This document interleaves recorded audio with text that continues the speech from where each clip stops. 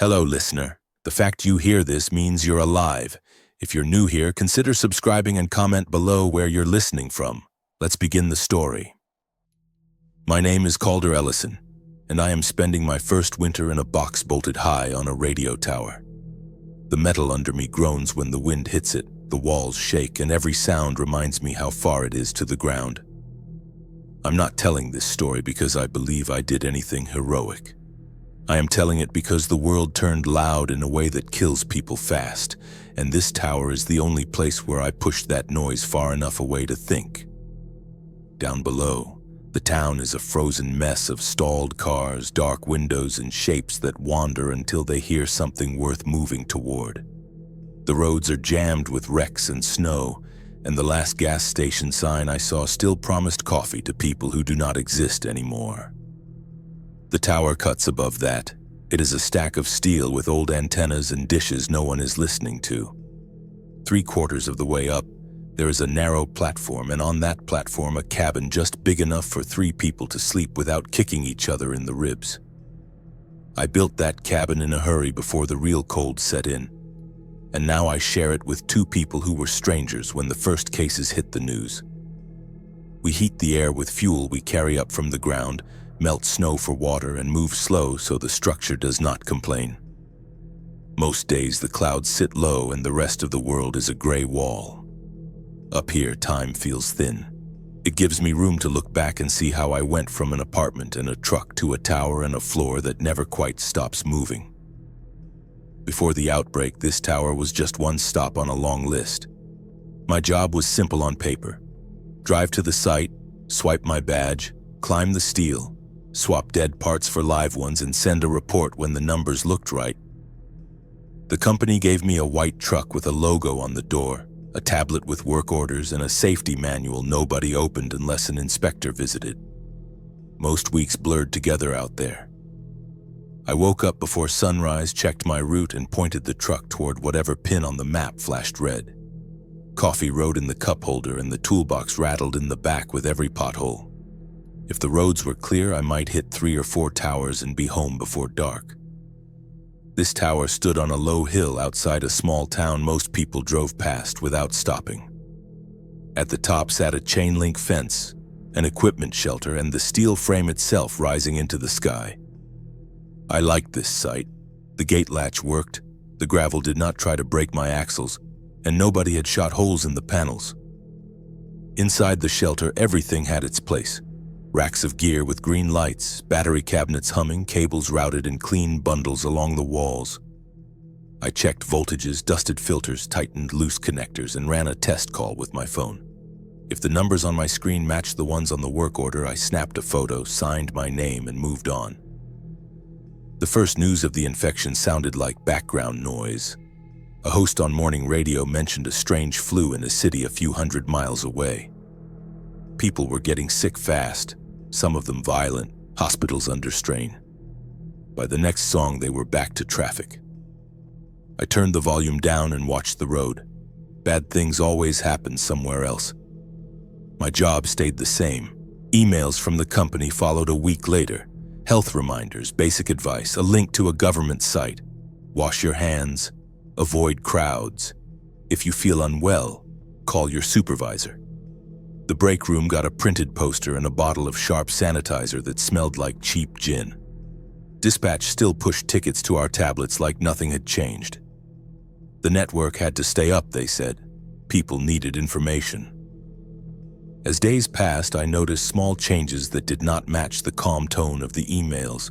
More closed signs on stores that should have been open. A line outside the pharmacy that wrapped around the building. A neighbor in my apartment complex loading his trunk with bottled water and canned food before sunrise. When I filled the truck, the clerk kept the news on behind the counter and watched the screen without speaking. Sites started dropping off the network one at a time. A tower near the interstate, one on the edge of a mid-sized city, another out in farm country. On my tablet, they all looked the same. Red icons, labels that read no remote contact or power failure. Priority flags set to high. The operations center sent short notes. Get there if you can. Send photos. Report anything unusual. Driving out to those jobs, I saw the difference before I reached the fences. Fewer cars on the highway, more vehicles abandoned on the shoulder with doors open and no one nearby. Police cruisers parked in clusters, not moving. A supermarket with its doors chained and carts tipped over in the lot. People walked in small groups instead of crowds, heads down, moving like they were late for something they did not want to reach.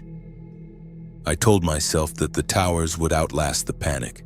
Steel and bolts do not catch fevers, and radios do not get scared. As long as there was power, the sites would keep talking, and someone in some control room would solve this. That was the story I repeated while I drove.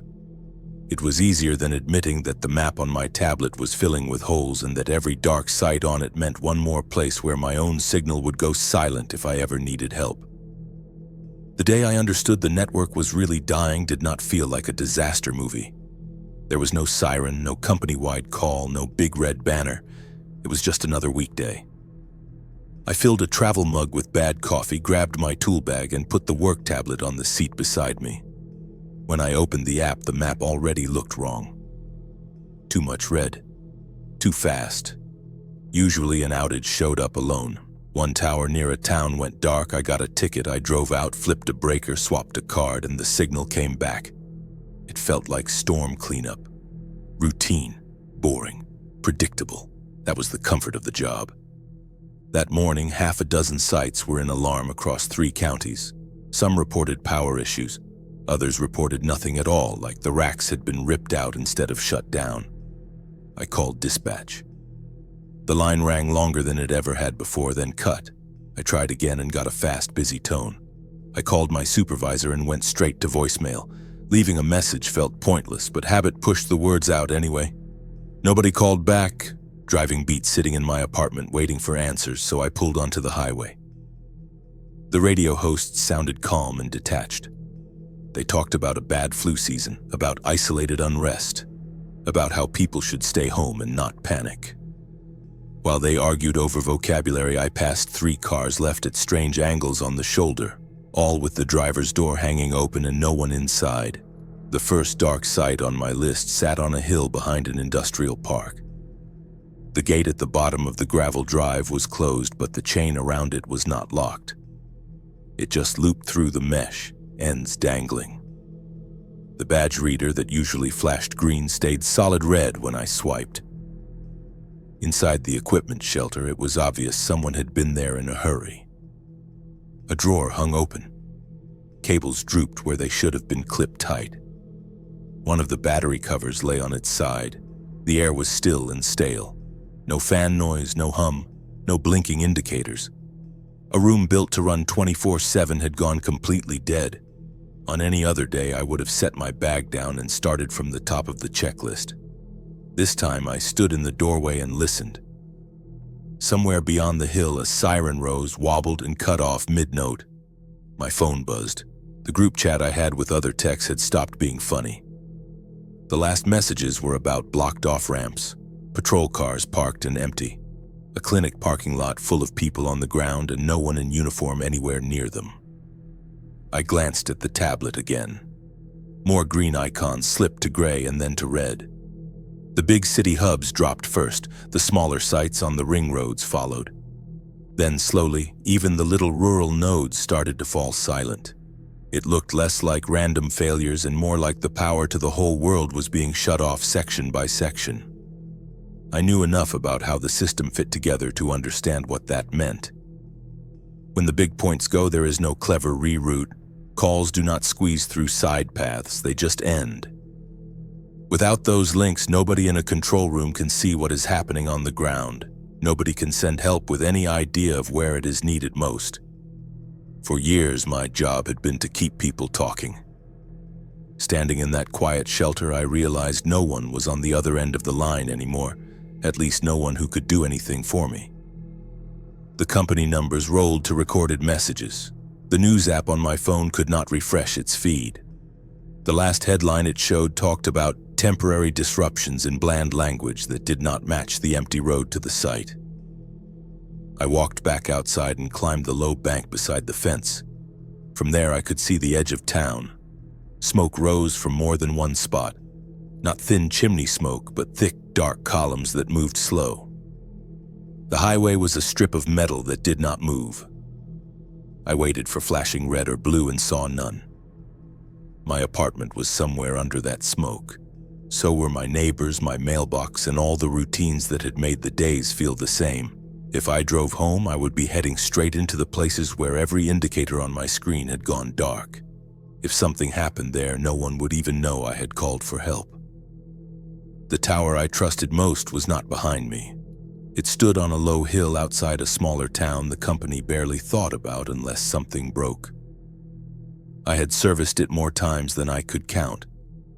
I knew the turnoff from the county road, the way the gravel washed out in heavy rain, the exact spot where the truck always bounced. I knew the fence, the equipment shelter, and the steel frame that climbed into open sky. What I liked most was how alone it was. No strip malls at the bottom, no suburbs pressing against the property line, just fields, brush, and wide view. For now, that was enough for us. The hill with the tower sits off a quiet county road I know better than most streets in town. The turnoff is a gap in the ditch and a strip of broken gravel. I have come up here in thunderstorms, in snow, in summer heat you can feel through gloves. At the top, the chain-link gate is still closed and upright. The badge reader blinks the same slow red it always has. I tell myself not to get my hopes up, swipe my card anyway, and wait. Then the light goes green and the lock snaps open. It is a small bit of normal, but I grab onto it harder than I want to admit. Inside the fence, the site looks untouched. The equipment shelter sits on its pad, a low metal box with no windows and a single steel door. Beside it, the tower rises, 3 steel legs bolted into concrete, cross pieces making a tall open ladder into the gray sky. Antennas and dishes still point toward towns and relay points that may already be dead, but the frame stands straight, without new bends or fresh damage. Silence settled in fast. No traffic noise, no sirens, no shouting, just wind moving around the steel and the soft ping of hot metal cooling under the hood. I sit with my hands on the wheel for a few breaths and listen, waiting for another engine to grind up the hill behind me. None does. The only sound is the tower complaining softly when a gust hits it from the side. The shelter door opens on the first pull. Inside, I flick the light and the same cold white fills the narrow room. 2 racks line one wall, another lines the other. Status lights blink in steady rows. Fans push stale air in a constant low rush. A small screen by the door shows line voltage, battery charge, internal temperature, all of it in the green. My phone wasn't cooperating. 2 signal bars appear, then 1, then nothing. This tower is still shouting into the sky, but there is almost nothing left to answer it. Calls fail before they ring. Messages pile in the outbox. The last news alert on my screen talks about temporary disruptions and urges people to avoid panic. No new alerts arrive. I try 3 times before I accept that I am staring at a frozen picture of a world that no longer exists. I set my tool bag down and sit on an empty crate. The work tablet still shows an open ticket for this place, a tidy list of checks and a button for job complete. I close the app. There is nobody in a control room waiting for my notes. From this point on, the company does not matter. What matters is that I am standing in a powered steel box on high ground with a fence around it, looking down at a town that is losing lights building by building. As shelters go, that puts this hill near the top of a very short list. Before I decide anything else, I check the fence. I walk the inside perimeter with my hand on the mesh, feeling for slack, looking for scratches in the dirt where something might have forced a way under. On the far side, near a patch of brush, the bottom of the fence bows and the ground is scuffed on both sides. Something squeezed through once. I pull the mesh back toward the post, wrap it tight with scrap wire from the truck, and roll 2 heavy stones into the gap so anything trying again will knock them loose and make noise I can hear.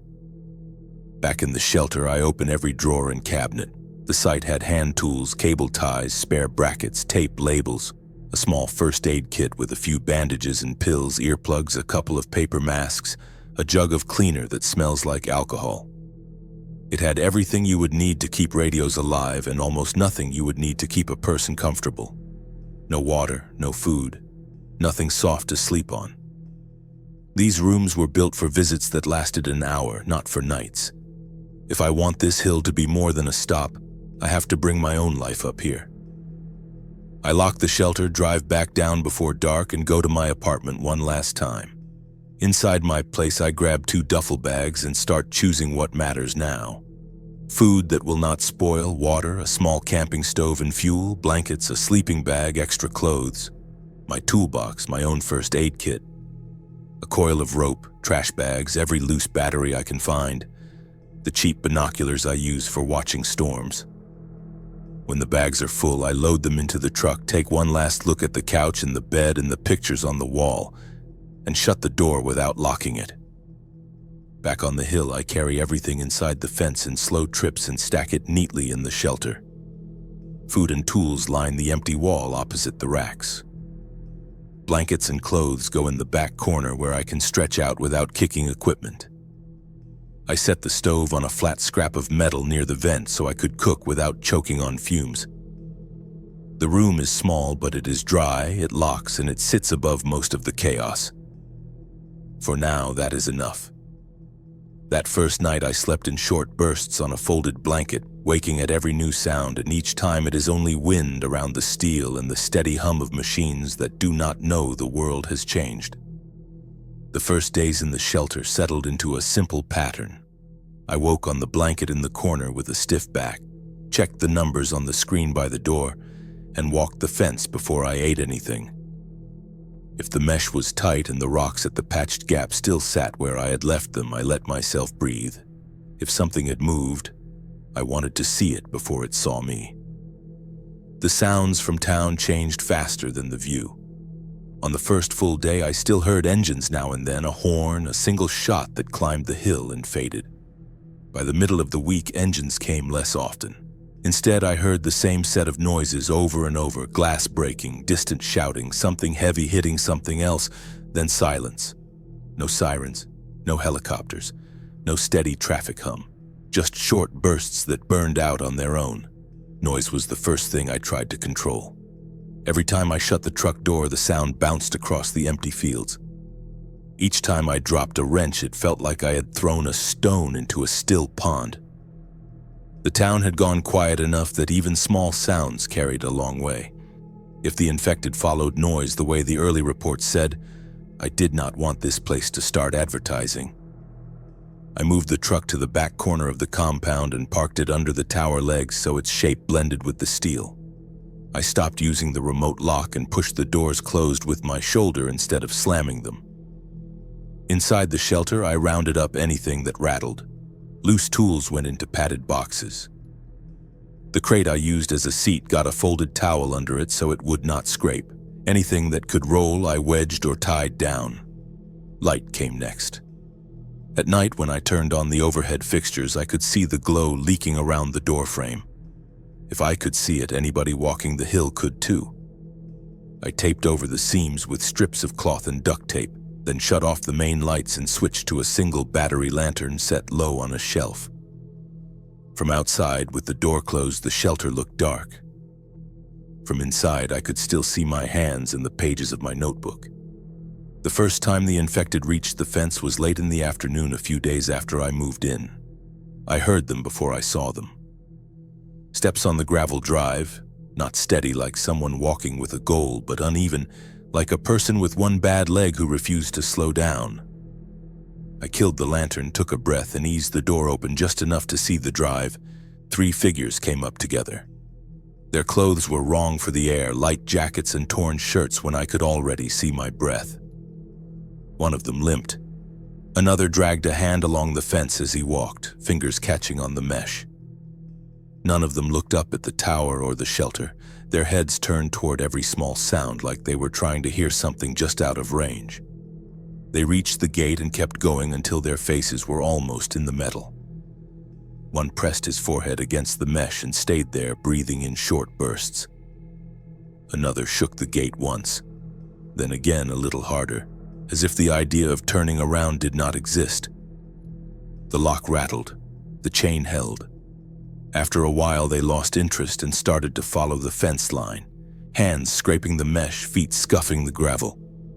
When they reached the patched gap, the rocks I had wedged there shifted. One of them stumbled, hit the fence with his shoulder, and slid to his knees. He pawed at the stones without understanding what they were, then got to his feet and kept moving.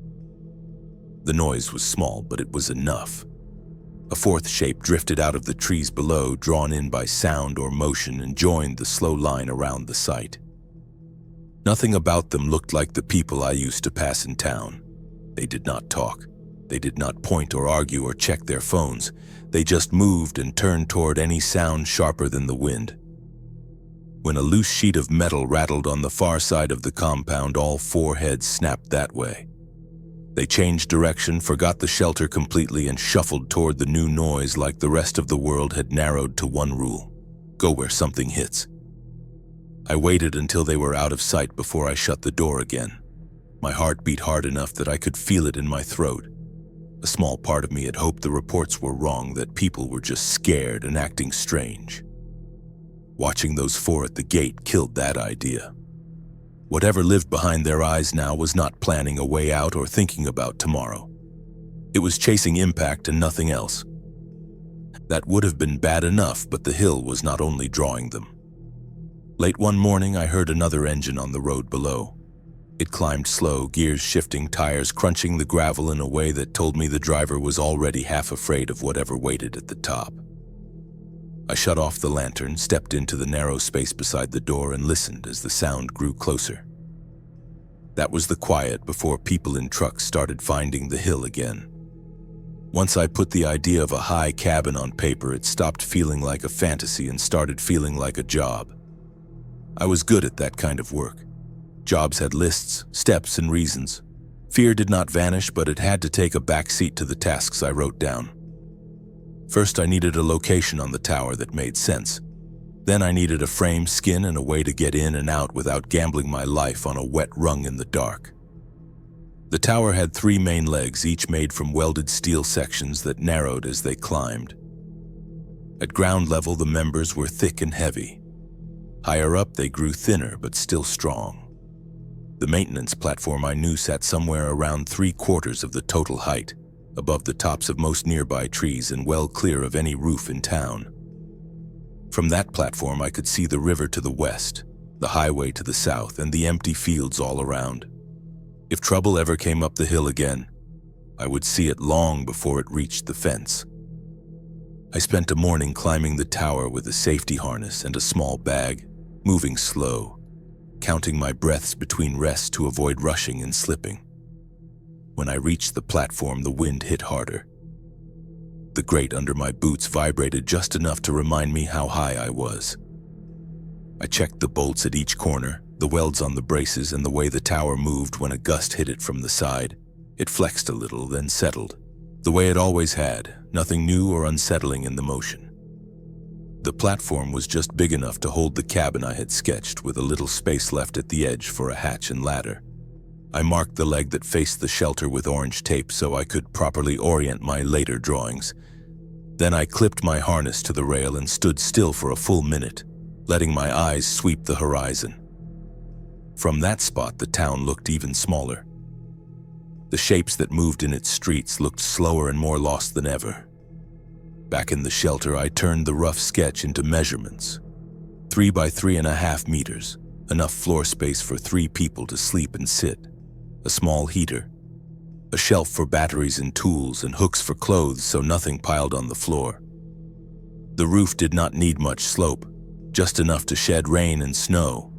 The walls needed to be solid enough to block wind and hold heat, but not so heavy that the platform started to complain. Materials meant scavenging. The tower did not come with spare wall panels or lumber. The town had what I needed: light steel for a frame, sheet panels for walls, decent hinges and latches, insulation if I could find it. All of that was waiting a few miles down the road in places people had already abandoned. I circled spots on my paper map: a small hardware store near the edge of town, a warehouse that handled building supplies, a group of houses with sheds that might still hold tools nobody thought to grab in a hurry.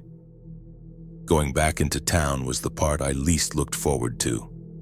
The hill and the fence gave me a buffer, Down there, every corner and doorway could hide something that moved when it heard you. Still, staying meant freezing in a metal box while winter wrapped itself around the hill, so I loaded the truck in the late morning and picked the cleanest route I could find to the hardware store. The streets were worse than the last time I had driven them. Some cars sat nose to nose in the middle of intersections, doors open, lights dead. Others had been pushed onto sidewalks or into ditches. Windows on a few storefronts were cracked or broken out. Piles of things people had dropped or thrown away lay in doorways. Here and there I saw bodies that wouldn't be getting up, lying in strange positions that said nobody had come back to move them. I kept the engine noise low and rolled through town as if trying not to wake a sleeping house. When I spotted movement, I took side streets. Most of the shapes I saw walked with that same broken rhythm, heads turning at any sudden sound. A few looked like they might still be fully aware, moving fast with purpose, carrying packs or dragging carts. I avoided those as carefully as I avoided the infected. Desperate and healthy could be worse than sick and confused. The hardware store's front door was locked, but the glass beside it was already shattered. Someone had gone in the loud way ahead of me. Inside, the air smelled like dust, spilled paint, and something older. Shelves near the front were nearly empty. Deeper inside, where the lights barely reached, more stock remained. I moved slowly, stepping around broken glass and fallen displays, picking what I could carry and what made sense for a cabin in the air instead of a house on a slab, then pushed the cart back toward the broken door. When I finally accepted that the shelter on the ground was a waiting room and not a home, the sketch of the cabin stopped being a doodle and turned into work. The platform 3/4 of the way up the tower would be my new floor. If I could turn that rectangle of steel grating into a closed box, nights would belong to height, not to the fence. This wasn't just construction. It was a desperate act of self-preservation disguised as a project. Every decision, every cut, every bolt had to be perfect. My life and potentially the lives of others would depend on it. Weight set the limits. I did not have the old tower charts anymore, just what I remembered and what felt sane. I treated every kilo like a question. Could I move it alone? Would it stay quiet in the wind? Did it earn its place not just for function, but for sheer practicality in a world where every ounce of effort mattered? Heavy beams and thick plates stayed in town. Light frame and thin skin came with me. I picked what fit my list. Short tube sections, cut down angle, a few panels I could drag one at a time with a rope, foam board, 2 solid hinges, simple latches. I loaded the truck, kept my head moving while I worked, and drove back to the hill with the radio off. Whatever was happening in town, I would see it out the windshield. I did not need commentary. Each trip into town was a gamble, a tense exercise in awareness. My eyes constantly scanned, my ears strained for any sound out of place. It was a grim scavenger hunt, knowing that every piece I salvaged was one less item from a dwindling world. Back at the site, I spread the load out behind the shelter and looked up. The tower was just steel. 3 legs, cross pieces, bolts, all the same as the day I first serviced it. That was what made it worth trusting. It never changed. The cabin would sit on the high platform like an equipment box, bolted down and tied into the legs. No big roof, no bright siding, nothing to announce itself to anyone glancing up from the road. Moving the material up there turned into its own job. I fixed a small pulley to a brace just above the platform and ran a rope through it, one end tied to the rail, the other in my hands on the ground. I climbed first with an empty harness, clipped in at the platform, hauled the rope up and tied it off. Then I climbed back down, strapped a bundle to the free end and pulled until it reached me at the top. Tube, angle, panels, foam, one load at a time. No engine, no winch, no extra noise. The rope bit into my hands, already raw from climbing, but the cold wind bit harder, urging me to move faster. The rhythmic pull and lift became a meditation, a single-minded focus that blocked out the chilling silence of the world below. Each piece hoisted was a victory, a small step closer to a defensible home. By sunset, my arms shook and my hands barely closed. The next morning, every rung burned from my feet to my hips. When I stepped out of the shelter and looked up, the pieces I had dragged sat in a neat stack against the rail. That small success was enough to get me climbing again. The floor frame came first. The existing platform was open grate, fine for boots, useless for sleep. On the ground, I cut angle and tube into a simple rectangle slightly smaller than the platform outline and drilled bolt holes. Up top, I bolted the frame together, set it on the grate, and tied it down at several points so it would not slide when the tower flexed. Sheet panels went on top until the grate vanished under a solid deck. Near the side, facing the shelter roof, I left a square opening for the hatch. Standing on the new floor changed the way the height felt. It was a strange sensation, solid and reassuring, yet still part of the swaying giant beneath me. The solid deck underfoot rooted me, creating a psychological anchor that the open grate never could. It felt like I was finally building something that might last, something capable of shielding more than just radios. The tower still moved in slow, shallow arcs when wind pushed at it, but having a solid surface under my boots helped my brain accept the situation. It was not ground, but it was consistent. I walked the edges once, checked every fastener, and only then moved on. Wall frames were next. I cut light tube on the gravel, laid out each wall as a flat rectangle, drilled the joints, and marked them so I could rebuild them in the same pattern. Then I broke each frame into 2 halves I could carry up the ladder. On the platform, I bolted the halves together again and tied each wall into a tower leg with brackets. One wall faced town, one the river, one the open fields, and the last carried the hatch opening. Once the frame stood, the space turned from a platform into a box of air. I screwed panels to the outside, sealed the seams, and pressed foam board onto the inside wherever boots and shoulders would likely make contact.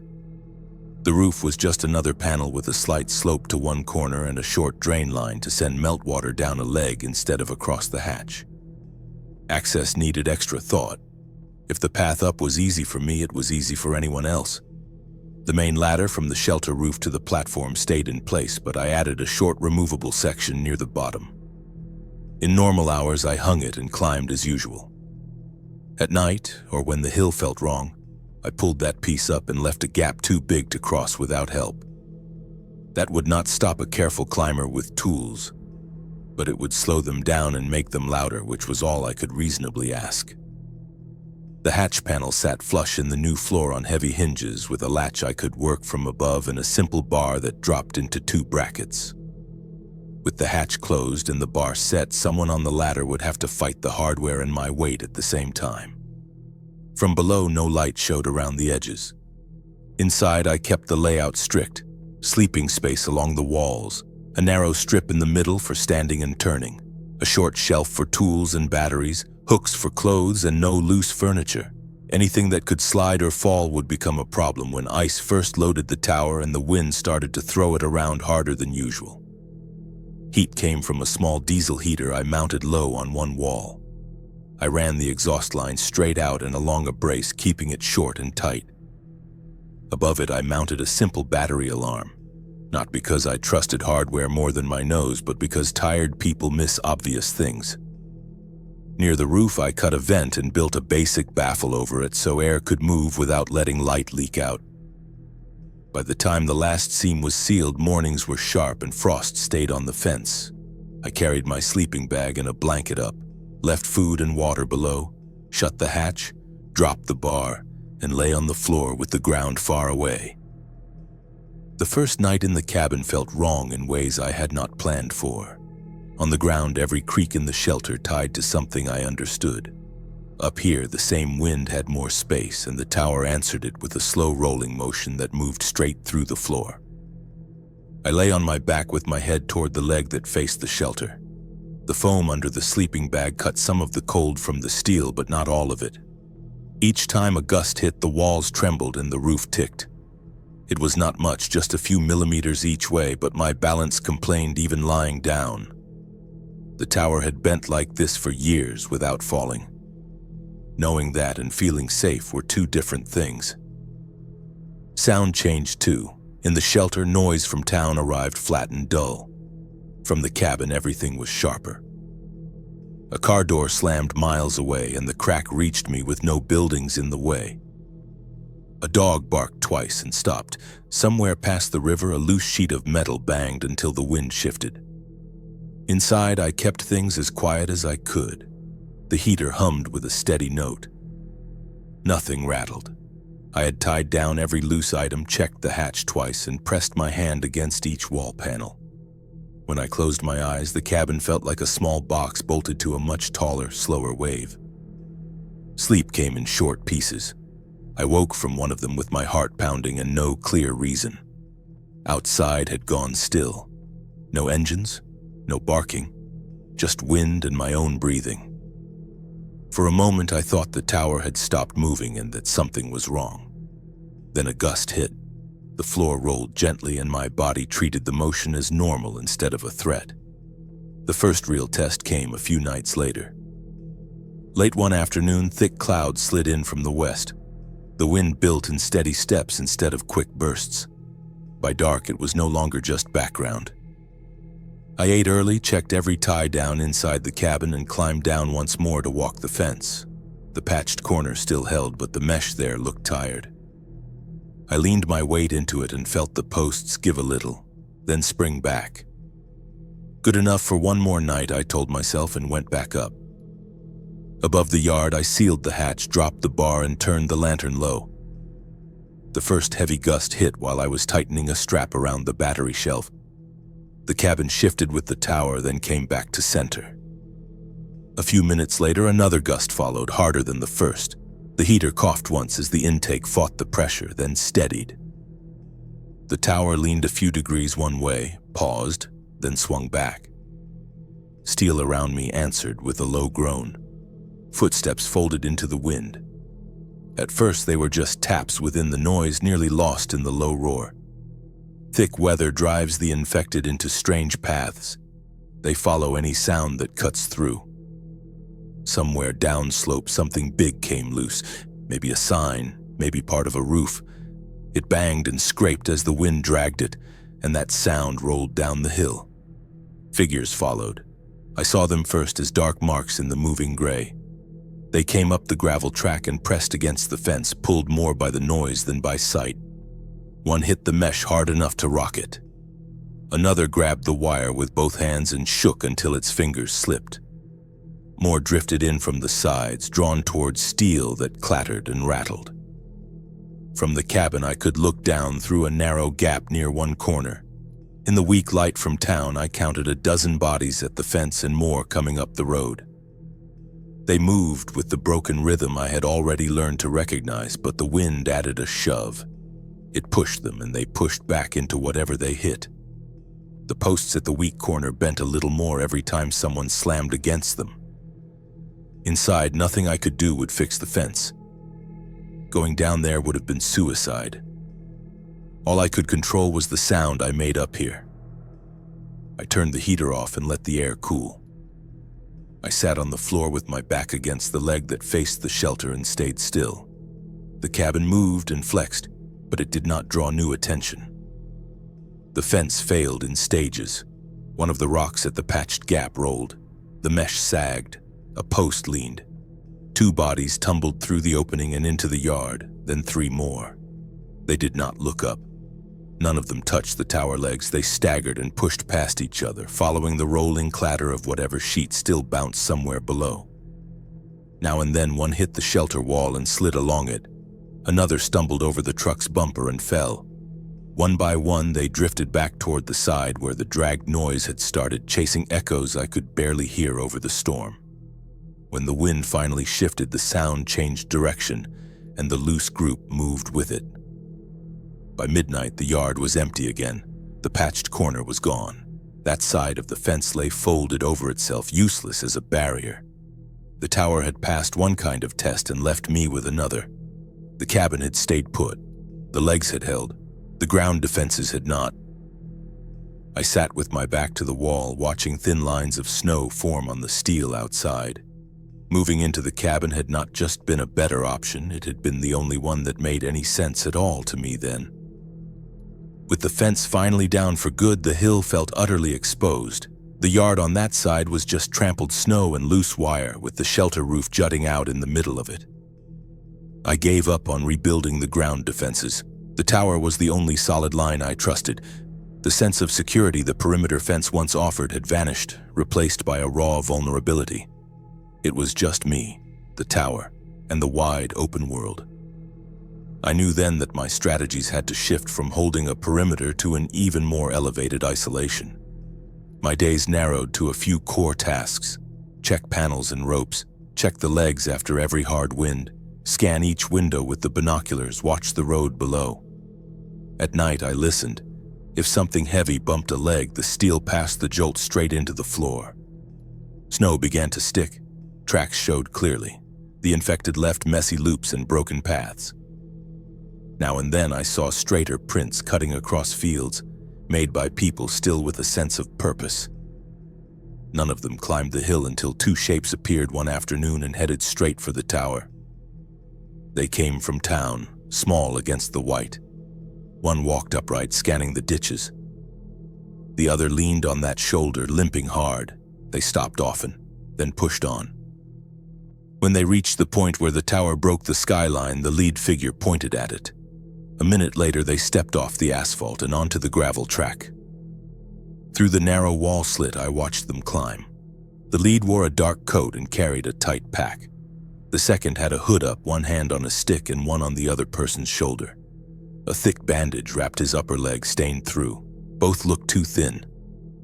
Their faces were etched with the weariness of constant movement and fear, eyes holding a glimmer of hope that felt fragile, almost painful to witness.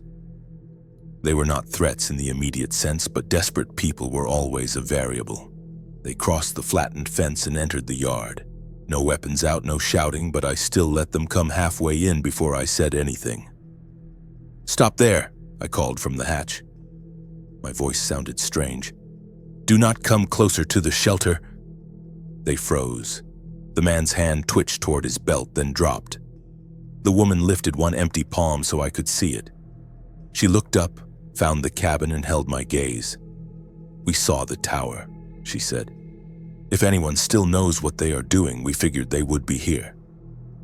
"Logan Thorne," he said. "This is Sabine Briggs. We saw this site from the highway. We are out of clean bandage and almost out of food. If we wanted to take this place from you, we would have tried at night, not walked up the front." Sabine kept her eyes on me. "We are tired, cold, and not looking for a fight," she said. "We left a loud camp behind us. They liked generators and shouting. The dead liked them more. We kept walking. This is the first high ground that is not burning." The bandage on Logan's leg looked like cloth ripped from a shirt, wrapped neat and tight. The stain was old red, not the wrong color I had seen on a few bodies near the highway. "What did that?" I asked. "Fence line with bad wire," he said. "We cut through to dodge a noise. I missed a foothold and took one of the strands high on the leg." Sabine cleaned it with what we had left. "We've been trying to find dry clothes and clean water since. If it was a bite, we would not be standing this close," Sabine added. "I am not dragging infection toward the only solid roof I have seen in a week." I scanned the tree line and the road again. No new movement, no shapes using them as bait. Just wind, snow, and two people who looked like the hill might be their last option. The choice felt impossible, yet immediate. My gut screamed against the risk, the fragile peace I'd built. But the sheer humanity of their plea, coupled with the brutal logic of survival, pulled at something deeper. Loneliness was a silent killer up here, slow and insidious. Letting them stay was a risk. Sending them away was another. Extra people meant more noise and more chances for trouble, but also more hands and more eyes. Two angry strangers walking back toward town might shout this hill's location to anything that listened, potentially bringing unwanted attention. The calculus was grim but clear. "The cabin is small," I said, "but there is floor for 3 if we do not waste it. You come up, you work. We keep noise low and light inside. Nobody digs for private stashes. If something feels wrong, we say it before it gets worse. You stay through the winter, then we decide together what happens next." Logan looked up at the ladder and his leg. "I can climb," he said. "Just do not expect speed." Sabine's mouth twitched. "You go first," she told him. "If you fall, I want a clear view of it." I left the hatch open and climbed down to the shelter roof so I could see both them and the ladder at the same time. Logan reached the base breathing hard, set his stick aside, grabbed the rungs, and went up slow. Halfway he paused, then pushed on. At the top he pulled himself onto the platform and lay on his back. Sabine climbed next. Her movements were careful but sure. When she pulled herself through the hatch, she stopped and studied the cabin in a quick sweep. Walls, seams, heater, hooks, the bar across the hatch, the small window slits. "You built this alone," she said. "Had time," I said. "And a reason." She slid her pack into the empty corner I pointed out. Logan pushed himself up to sit with his back against the wall, legs stretched, jaw clenched. 3 people in a room meant for one changed the air right away. It felt crowded and safer at the same time. The air crackled with a new tension, a mix of apprehension and the faint, almost forgotten warmth of human presence. I'd grown accustomed to the silence, to my own rhythm. Now there were other breathing patterns, other movements, other stories that pressed against the thin walls of my solitary world. Sabine looked at the bandage. "First thing we do is fix that," she said. "If you have anything in a bottle, I can make it better than it is." "I have a little left," I answered. "We'll use it wisely. After that, we make a list and see how 3 people live on one tower for a winter." Outside, the wind pushed fresh snow along the yard. Inside, the 3 of us sat in a triangle and listened to our breathing, strangers with the same steel under our feet that night. The first full week with 3 people in the cabin felt like living in a hanging hallway. There was no privacy, just angles and timing. If one of us reached for a coat at the wrong second, someone else caught an elbow or a boot. When anyone turned in their sleep, the floor passed the movement on to everyone. The room was never still, and we learned fast that the only way through it was to think in terms of work, not territory. Work gave shape to the days. Logan handled fuel and anything that demanded time on the ground once his leg allowed it. Sabine oversaw food, water, and threats, her eyes always scanning. I owned the tower and whatever held it together. Those roles were not up for debate. Fighting them would have wasted energy we did not have. Most of our heavy supplies remained below. The old shelter turned into a pantry and workshop. One wall held rows of cans, bags of rice, boxes of salt, jars we filled ourselves. Another wall carried tools, scrap metal, rope, and tape. Between them stood a bench stacked with filters and stove parts. When the sky stayed clear and the road below held still, 2 of us climbed down, opened the shelter, and moved fast. Packs and a haul bag took food and fuel. The 3rd stayed in the cabin with the binoculars, watching the road and counting any shape that didn't move with the shambling gait of the lost. Snow made the hill easier to read. Thin layers covered the junk in the yard and filled the low ruts but turned every step into a mark. The infected left messy loops that crossed and turned without logic. Human prints ran straighter and usually came in sets of 2 or 3. By the middle of the season, we could tell, with one quick look through glass, what had passed near the old gate. Water came from that same snow. We set shallow tubs on the shelter roof and hung buckets under short strips of metal so melt had somewhere to go. Up in the cabin, a pot of snow sat on the heater most of the time. Snow in, slow heat, steam out, melt, pour, filter, store. The work was simple, but simple jobs were what we needed on the worst days. Logan's leg improved slower than any of us liked. Each morning, Sabine unwrapped the bandage, cleaned the cut, checked for any new signs of infection or inflammation, and wrapped it again with strips we had boiled the night before. Logan watched the roof and answered her questions in short words. By the time the real storms arrived, the wound had closed enough that he could climb with both hands on the ladder, and only a little tightness in his jaw. We built our days around checklists taped beside the hatch. Morning checks covered the tower legs, the ropes, and the panels. Midday checks covered food, water, and fuel. Evening checks covered tracks on the hill and any sound that had not fit. At least once each day I stepped out onto the narrow strip of platform with a glove on the nearest brace, feeling for play in the joints. Bolts that moved even a little got tightened. New rust got scraped and covered. The first big storm of the season did not drift in slowly. It arrived in one brutal push. Late one afternoon, the skyline to the west turned nearly black. Wind climbed from nothing to full strength in less than an hour. Snow came sideways in thick sheets that swallowed the road and the yard.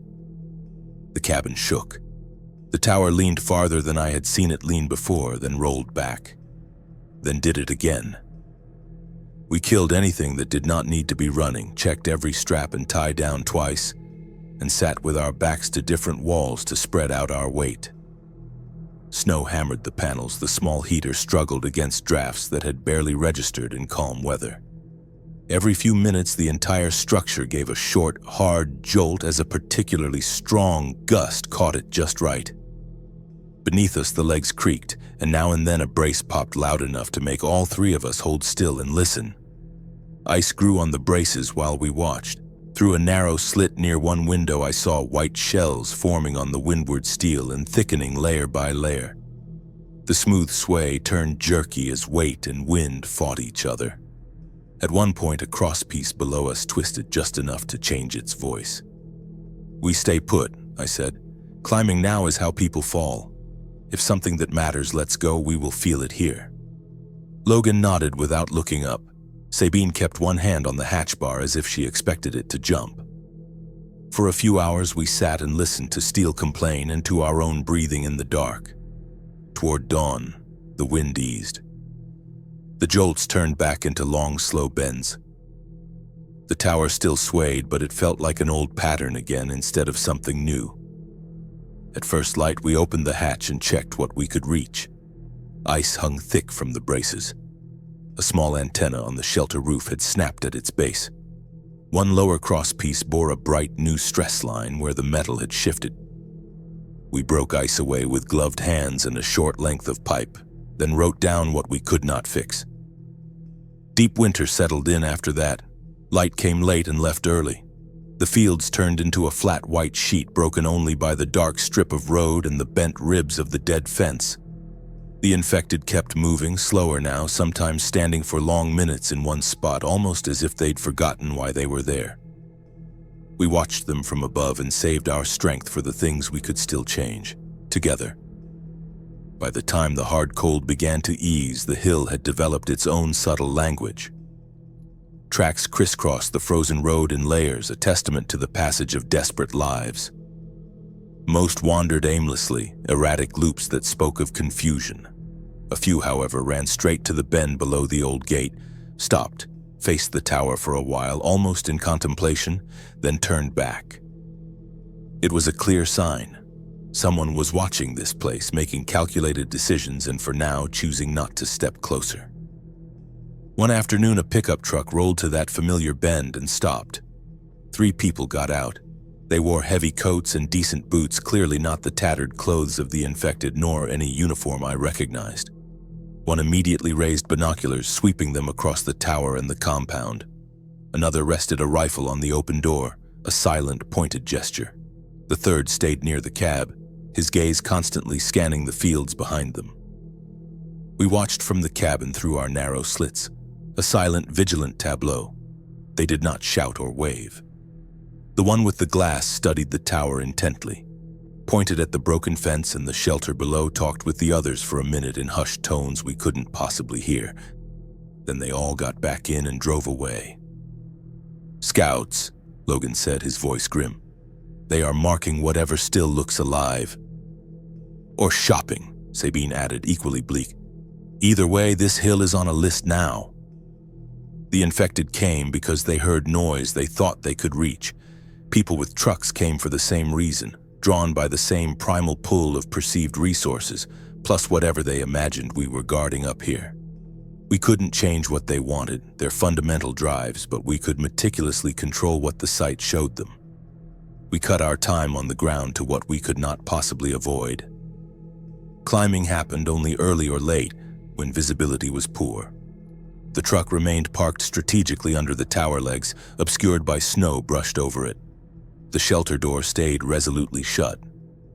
The yard remained stark and bare of fires, chairs, or anything that suggested comfort or permanence.